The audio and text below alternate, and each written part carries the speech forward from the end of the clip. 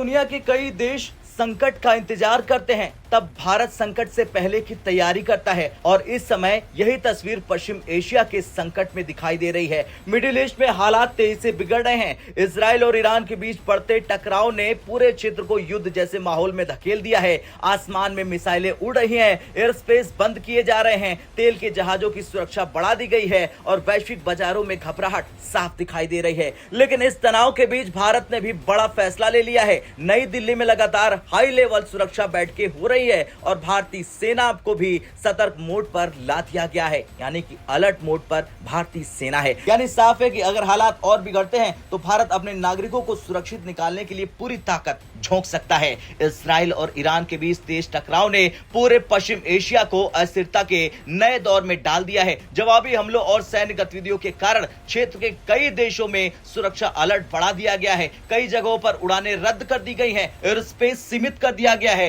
समुद्री गतिविधियों पर कड़ी निगरानी शुरू हो गई है और सबसे बड़ी चिंता है तेल आपूर्ति के मार्गों की सुरक्षा। यही कारण है कि भारत सरकार ने भी हालात को गंभीरता से लेते हुए तेज समीक्षा शुरू कर दी है। सूत्रों के मुताबिक भारत के chief of defence staff general Anil Chauhan ने शीर्ष सैन्य और सुरक्षा अधिकारियों के साथ एक अहम बैठक की। इस बैठक में दो बड़े मुद्दों पर फोकस किया गया। पहला, पश्चिम एशिया में रह रहे भारतीय नागरिकों की सुरक्षा। दूसरा, भारत के समुद्री व्यापार और ऊर्जा आपूर्ति की सुरक्षा, क्योंकि अगर मिडिल ईस्ट में युद्ध और फैलता है तो इसका सीधा असर भारत की अर्थव्यवस्था और व्यापार पर पड़ सकता है। संकेत मिल रहा है कि भारतीय नौसेना को भी अलर्ट मोड पर रख दिया गया है। जरूरत पड़ने पर तेज निकासी अभियान चलाने की तैयारी की जा रही है। भारत पहले भी ऐसे संकटों से अपने नागरिकों को सुरक्षित निकाल चुका है, चाहे वो यमन का ऑपरेशन राहत हो या यूक्रेन का ऑपरेशन गंगा हो या खाड़ी क्षेत्र में सुरक्षा मिशन। भारत ने हर बार बड़ी संख्या में अपने नागरिकों को सुरक्षित बाहर निकाला है। भारतीय नौसेना पहले से ही संवेदनशील समुद्री क्षेत्रों में सक्रिय रही है।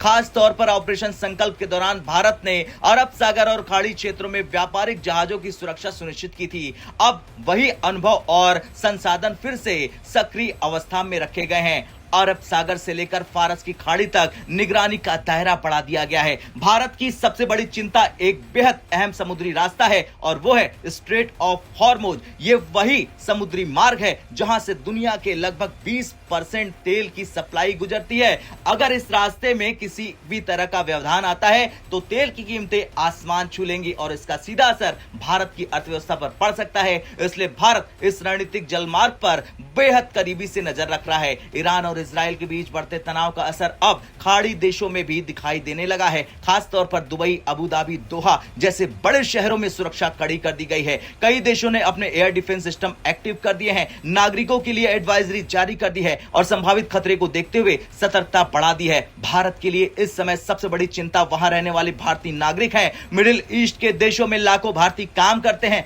और पढ़ाई भी करते हैं। अगर युद्ध का दायरा बढ़ा तो उनकी सुरक्षा सबसे बड़ी प्राथमिकता बन सकती है। इसलिए भारत के विदेश मंत्रालय ने नागरिकों के लिए एडवाइजरी जारी की, जिसमें कहा गया है कि सतर्क रहें, स्थानीय प्रशासन के निर्देशों का पालन करें और अनावश्यक यात्रा से बचें। भारत के दूतावास भी 24 घंटे संपर्क में बने हुए हैं। लेकिन इस पूरे संकट के बीच भारत का रुख बिल्कुल क्लियर है कि भारत की पहली प्राथमिकता है भारत के अपने नागरिकों की सुरक्षा और उसके बाद अपने रणनीतिक हितों की रक्षा। समुद्र में निगरानी बढ़ा दी गई है, सैन्य तैयारी शुरू हो चुकी है और जरूरत पड़ने पर तेज कार्रवाई की योजना भी तैयार है। कुल मिलाकर मिडिल ईस्ट में बढ़ता तनाव सिर्फ एक क्षेत्रीय संघर्ष नहीं, ये एक ऐसा संकट है जो वैश्विक राजनीति, ऊर्जा बाजार और अंतर्राष्ट्रीय सुरक्षा को प्रभावित कर सकता है। लेकिन इस पूरे संकट के बीच भारत पूरी तरह से सतर्क है, सेना अलर्ट है, नौसेना निगरानी कर रही है और सरकार हर स्थिति के लिए तैयार है। अब देखना यह होगा कि क्या ये तनाव कूटनीति से खत्म होगा या फिर मिडिल ईस्ट का ये संकट एक बड़े युद्ध में बदल जाएगा।